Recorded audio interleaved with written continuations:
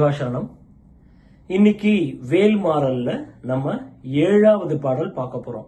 வேல் முருகனுக்கு அரோகரா, ஐந்து கரத்தன் யானை முகத்தனை, இஞ்சி நிலம்பிதை போலும் எத்தனை, நந்தி மகந்தனை யானை கொழிந்தனை, புந்தில் வைத்து அதி போதுகின்றனே. முருகாசரணம்.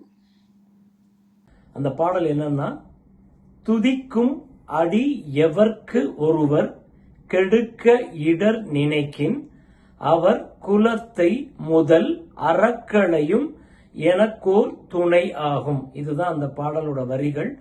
மீண்டும் ஒரு முறை சொல்றேன். துதிக்கும் அடி எவர்க்கு ஒருவர் கெடுக்க இடர் நினைக்கின், அவர் குலத்தை முதல் அறக்களையும் எனக்கோர் துணை ஆகும்.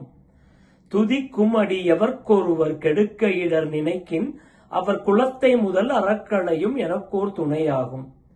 இந்த பாடலோட பொருள் பார்த்தோம்னா, துதிக்கும் அடி எவர்க்கு ஒருவர், அதாவது முருகனை, முருகன் கையில் இருக்கும் வேலை துதிக்கும் அடியவர் யாரு? நாம.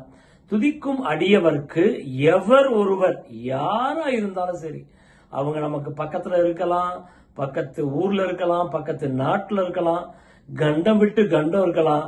ஆக முருகனை துதிக்கும், முருகன் கையில் இருக்கும் வேலை துதிக்கும் அடியவர்களாகிய நம்மை கெடுக்க இடர் நினைக்கின், அதாவது நம்ம கெடுக்கணுங்கிறதே அவசியம் இல்ல, கெடுக்கணும்னு நினைச்சாலே கெடுக்க இடர் நினைக்கின், அவர் குலத்தை முதல் அறக்களையும், அவருடைய குலத்தையே முதல் அறக்களையும் அடியோடு அழித்து விடுமாம் முருகன் கை இருக்கும் வேல். இதுதான் இந்த பாடலோட பொருள். துதிக்கும் அடி எவர்க்கொருவர் கெடுக்க இடர் நினைக்கின், அவர் குலத்தை முதல் அறக்களையும் எனக்கோர் துணையாகும். இன்னைக்கு இந்த 7வது பாடலை பார்த்துட்டோம். நாளை மீண்டும் சந்திக்கலாம்.